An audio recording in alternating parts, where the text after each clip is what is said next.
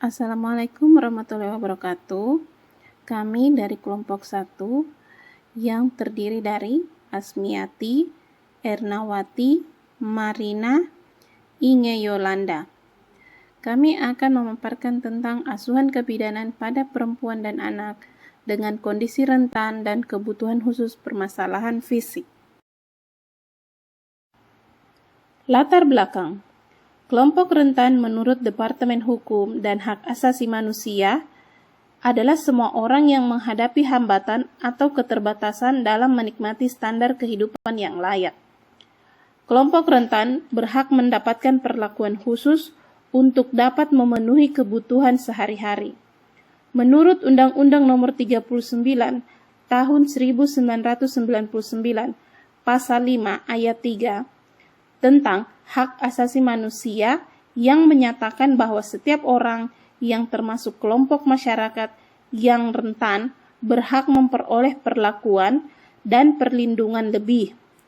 Kelompok rentan termasuk antara lain adalah orang lanjut usia, anak-anak, fakir miskin, wanita hamil, dan penyandang cacat. Banyak faktor yang mengakibatkan terjadinya kerentanan dalam kelompok. Faktor-faktor tersebut adalah faktor ekonomi, budaya, biologis, dan psikologis.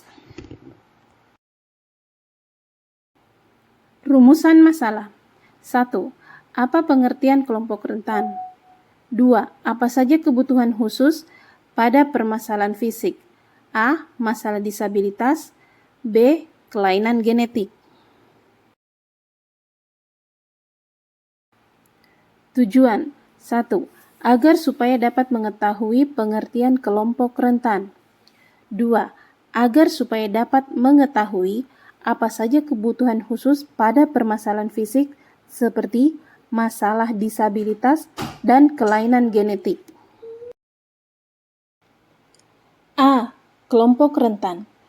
Kelompok rentan adalah mereka yang memiliki kerentanan dan mengalami keterbatasan fisik, mental, dan sosial, sehingga tidak mampu mengakses layanan dasar dan membutuhkan bantuan khusus dari negara atau komunitas lainnya.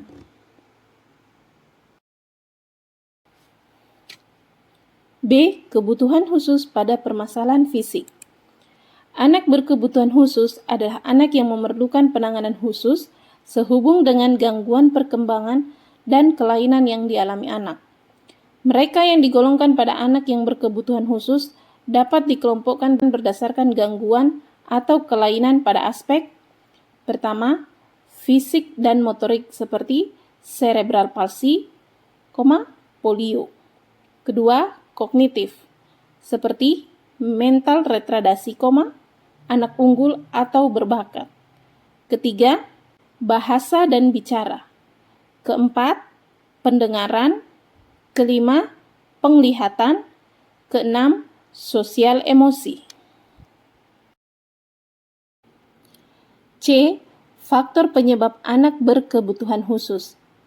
Penyebab anak berkebutuhan khusus terjadi dalam beberapa periode kehidupan anak, yaitu 1. Sebelum kelahiran, seperti A. Gangguan genetik, yakni kelainan kromosom. B. Infeksi kehamilan. C. Usia ibu hamil atau high risk group. D. Keracunan saat hamil. E. Pengguguran atau abortus. F. Lahir prematur. Kedua, selama proses kelahiran. A. Proses kelahiran lama atau anosia, prematur, kekurangan oksigen. B. Kelahiran dengan alat bantu, yakni vakum egg. C. Kehamilan terlalu lama atau lebih dari 40 minggu. Ketiga, setelah kelahiran. A. Penyakit infeksi bakteri seperti TBC atau virus. B. Kekurangan zat makanan atau gizi dan nutrisi. C. Kecelakaan. D. Keracunan. E. Bencana alam.